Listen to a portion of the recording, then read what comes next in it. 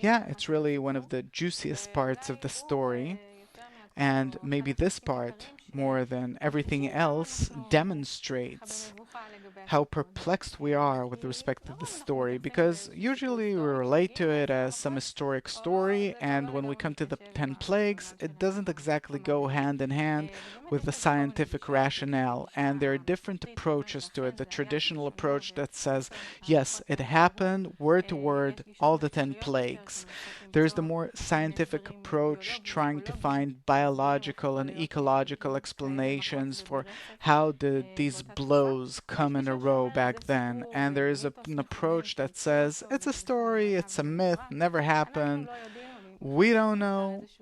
For us, it remains a secret, but maybe this Passover, with your help, we'll be able to understand what's standing behind this story, and we'd like to ask you, what is your attitude towards the story of the 10 plagues?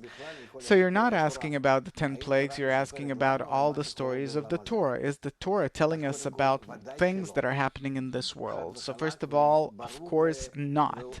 Straightforwardly and decisively not. The world wasn't created 5 or 6,000 years ago, and not from Adam, the first man who was created out of water and sand and some dust,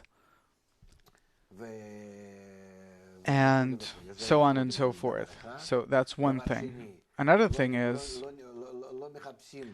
that we're not searching for Noah's Ark and for his generations and Ham and Yefet and all those, and in general, nothing. Nothing. Take the book of Torah, isolate it, the Torah, from this world. It belongs to the higher world, the upper world. It belongs to something that has no connection, nothing to do with our matter. It doesn't exist in our world.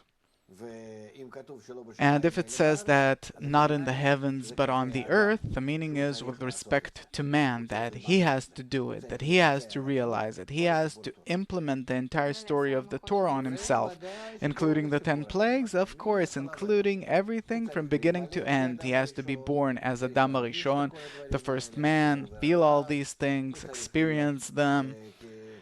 He has to be like in the generation of the flood and in the generation of Babylon, and to come out of Babylon onto the land of Canaan and Egypt, and this entire story, he has to go through it to its very end, everyone. And it says about that every person has to write the book of Torah for himself, that each and every letter it means a sign or a form, or more correctly put, a quality, where each and every quality of his has to be formed according to the letters of the Torah, according to the 22 letters. What does it mean?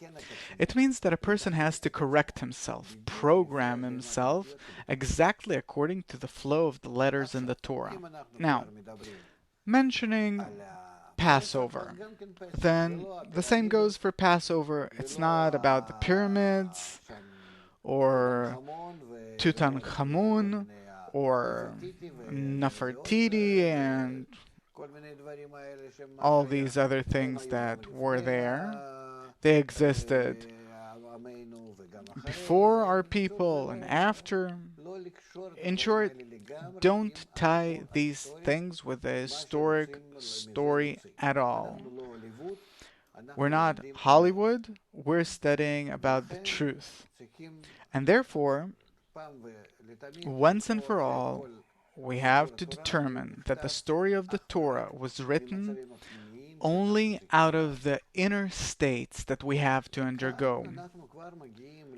And here, like we talked about Egypt, and sometimes I make a comparison, I draw a parallel for it to be a bit more figurative, because otherwise I have to rise to such a level that a person has no grasp of. He's not there.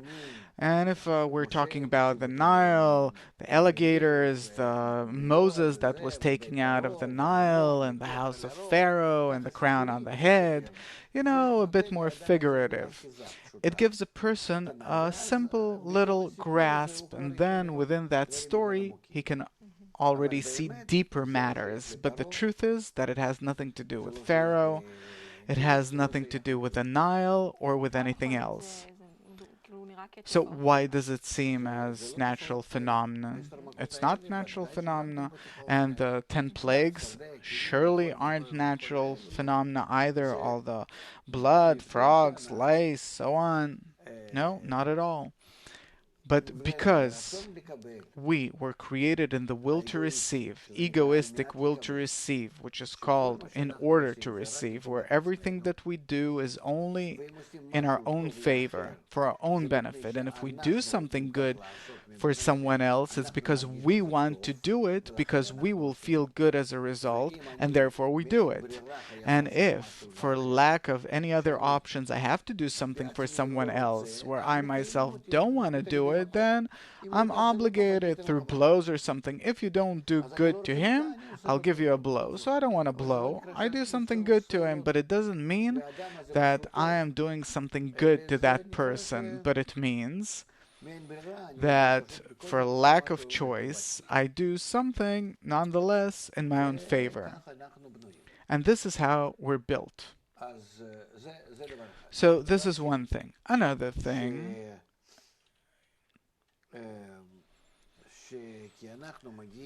because we're reaching a state where our will to receive, this egoistic desire, we have to lift up above it to reach a different kind of existence, which is love thy neighbor as thyself, as the Torah demands. Meaning to rise above our ego onto love and bestowal. So there's a very special process here, because first of all, I have to reach a state where I feel that my ego is bad for me, it's against me.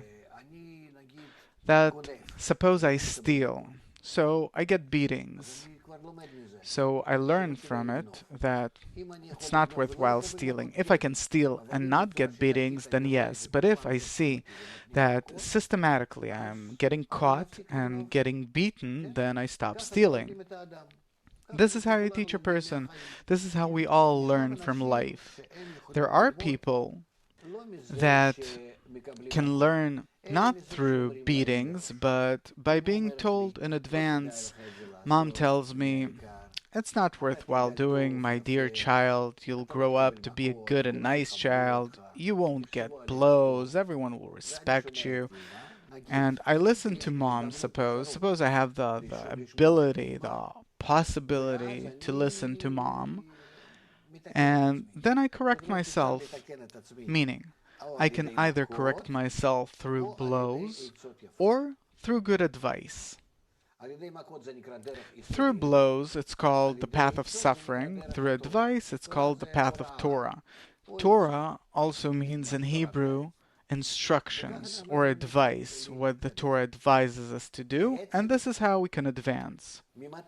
Now, actually, when do I become needy of it? And there are two paths before me. From the moment that I start feeling that I can do this or that, good or bad. And then I'm on a crossroads.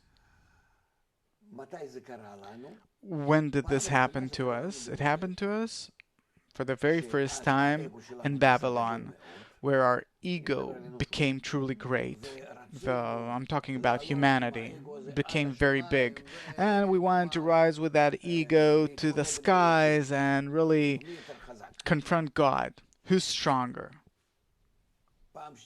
The second time, this ego grew in Egypt. And in Egypt, Pharaoh said, who's the creator that I should listen to him? I'm stronger. Pharaoh symbolizes our ego. That's how he's called. Pharaoh, it's not the Pharaoh that was sitting back then on the chair like this. but it's our ego, which is called Pharaoh, that says what? It says, who is the creator that I should listen to? I don't want to follow his advice. I want to follow what I feel like a bad kid. What does it mean to follow his advice? The advice of the creator. Yes. It means to invest ourselves in love. Love thy neighbor as thyself. This is the great rule of the Torah.